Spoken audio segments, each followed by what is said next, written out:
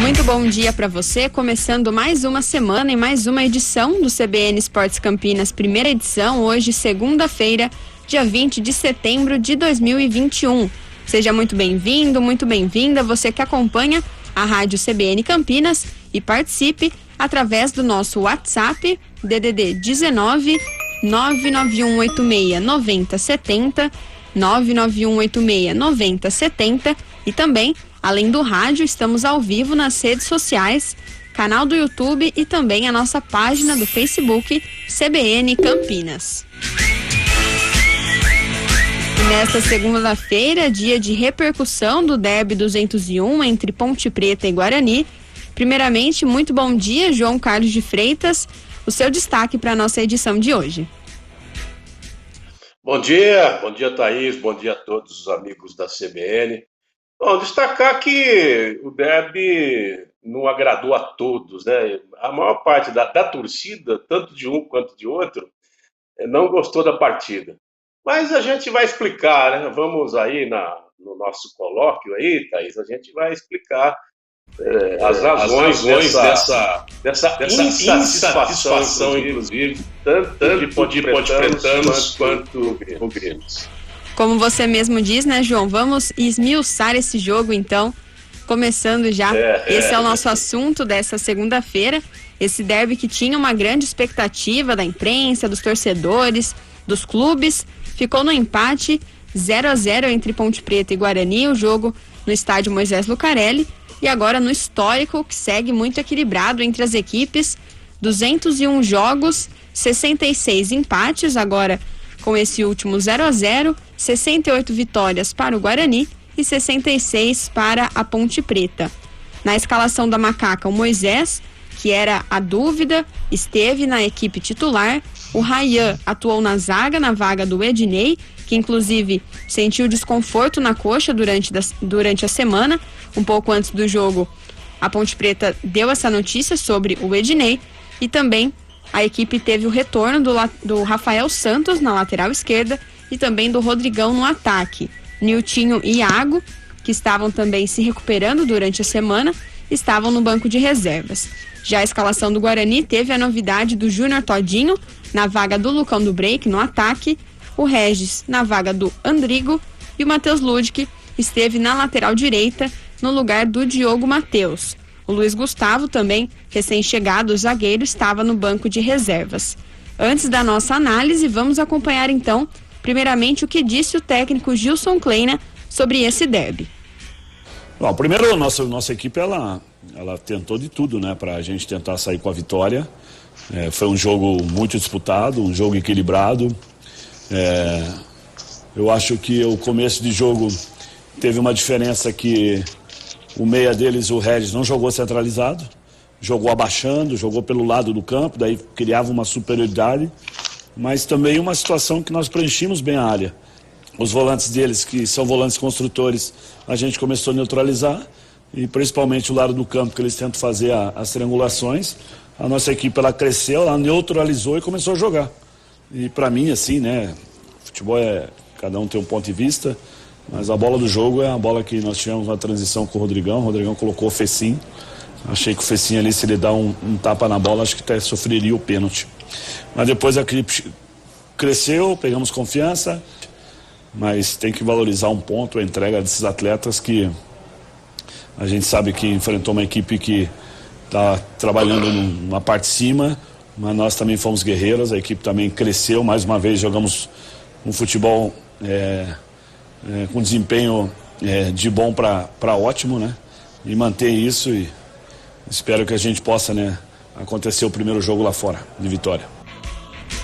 Essa então a análise do técnico Gilson Kleina, e vamos acompanhar também a visão do técnico do Guarani, Daniel Paulista.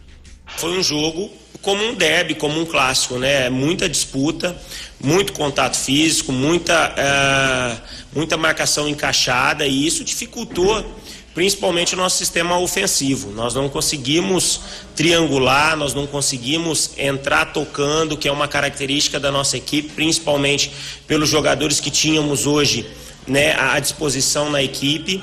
Mas infelizmente o jogo não se desenvolveu dessa forma. O jogo foi um jogo muito truncado, muito amarrado, de poucas oportunidades. As oportunidades que surgiram acabaram acontecendo muito em função de uma falha individual ou de um lance individualizado numa sobra de bola.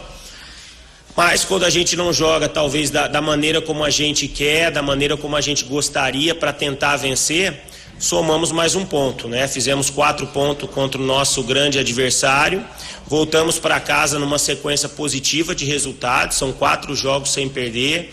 Vamos para mais um jogo difícil contra o Remo na próxima terça-feira, onde vamos recuperar essa equipe pelo esforço físico, pelo esforço psicológico, porque foi um jogo tenso, né? Como o derby né? Pela complexidade do jogo, pelos objetivos que a equipe tem dentro da competição. Mas saímos daqui com um ponto e vamos na próxima terça-feira tentar buscar mais uma vitória da competição, que é o que a gente vai procurar fazer. Este então, técnico Daniel Paulista, da equipe do Guarani. E para você, João, qual a sua visão, a sua análise do desempenho de Ponte Preta e Guarani nesse derby 201? Ô, Thaís, esse recorte da entrevista, mais ou menos, os dois disseram o que aconteceu. O Gilson, ele tem mais facilidade em esmiuçar as minúcias táticas, né, os detalhes táticos. O Daniel, ele vai um pouco mais no grosso, mas ambos retrataram, né? Por exemplo, quando o Daniel fala que não houve jogadas de criação, que as oportunidades elas saíram mais por acaso, né? Eu não sei se ele está incluindo aí a jogada do Rodrigão, que foi bonita a jogada do Rodrigão, quando ele lança, né? Ele levanta a cabeça, no contra-ataque ele levanta a cabeça e acha o Ficim. O Ficim mata, ela escorrega um pouco, ela escapa um pouco, mas assim mesmo ele passa pelo goleiro, só que no tapa que ele deu tempo do zagueiro do Guarani salvar dentro do gol. Foi assim o grande momento, né, se a gente pode dizer que houve uma certa criatividade em termos de finalização, foi essa daí. O Guarani teve aquela do Lucão, mas ali cai nessa classificação do próprio Daniel Paulista. Ali foi uma jogada também aleatória, né, uma jogada quase que casual, porque vem o cruzamento do Bidu e a bola sobra, né? Não foi um passe para o Lucão, a bola sobrou para o Lucão. Tanto que ele não esperava e ele bate de tornozelo praticamente e bate em cima do Ivan. Então o Ivan estava ali, ele acabou defendendo, o que para muitos foi uma grande defesa, de fato, aos olhos assim, né, naturais, foi uma grande defesa, mas ele estou em cima do Ivan também, né? Teve aquela do Richard, né, quando ele ganha e chuta, essa foi uma defesa boa do Martins, né, do Rafael Martins, ele tira de ponta de dedo.